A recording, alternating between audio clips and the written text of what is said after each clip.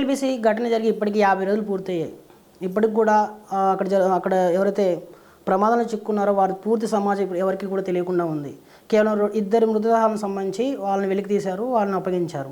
కానీ మిగిలిన 6 సంగతి ఏమైంది, అసలు ఏం జరుగుతుంది అనేది, ఆ సహాయక చర్య ఎంతవరకు వచ్చాయనేది కూడా గోప్యంగానే ఉంది. ఇటు ప్రభుత్వం ఎప్పుడు కూడా మేము చర్యలు తీసుకుంటున్నాం లేదా వేగవంతం చేస్తామని చెప్పడం తప్ప దీనిపైన ఎలాంటి పూర్తి స్థాయిలో సహాయక చర్యల్ని అంటే ఇంకా ముమ్మరం చేసి ఆ మిగిలిన 6 సంబంధించినటువంటి సమాచారాన్ని కుటుంబ సభ్యులకి చేర్చాల్సిన అవసరం ఎంతైనా ఉంది.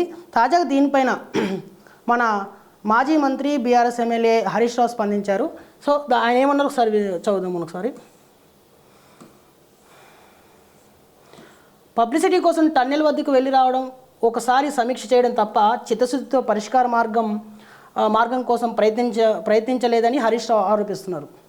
అంటే మంత్రులు ఎప్పుడు కూడా ఒక్కొక్క మంత్రి ఒక్కోసారి హెలికాప్టర్లు వెళ్ళి రావడం తప్ప ఇప్పటివరకు కూడా ఒక చిత్తశుద్ధి లేదు, దానికి సంబంధించినటువంటి ఎలాంటి ఒక పరిష్కారం కనబెడదామని ఆలోచన అయితే వాళ్ళకి లేదని చెప్పేసి తీవ్రంగా ఆరోపిస్తున్నారు. ఈయన హెలికాప్టర్లో వెళ్ళి మంత్రులు పెట్టిన డేట్లు మారాయి తప్ప ఇప్పటివరకు ఒక్కరిని కూడా ప్రాణాలతో బయటకు తెచ్చింది లేదని ఆయన తీవ్రంగా విమర్శించారు.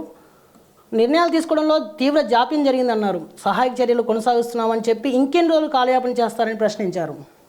అంటే జాప్యం చేస్తుంది గవర్నమెంట్. ఇప్పటివరకు అంటే మాటిమాటికి డేట్లు ఇంకా త్వరలో వాళ్ళకి సంబంధించి సమాచారం ఇస్తాం, ఇలా ఉంది అలా ఉంది అని చెప్పడం తప్ప దీన్ని ఇంకా ముగిద్దాం, ఈ సహాయ చర్యలు ముగించి వాళ్ళకి సంబంధించిన సమాచారాన్ని కుటుంబ సభ్యులకు తెలుపుదామన్న ఒక ఆలోచన వీళ్ళకి లేదని చెప్పేసి హరీష్ రావు విమర్శించారు. దీనికి సంబంధించిన వార్త ఇది.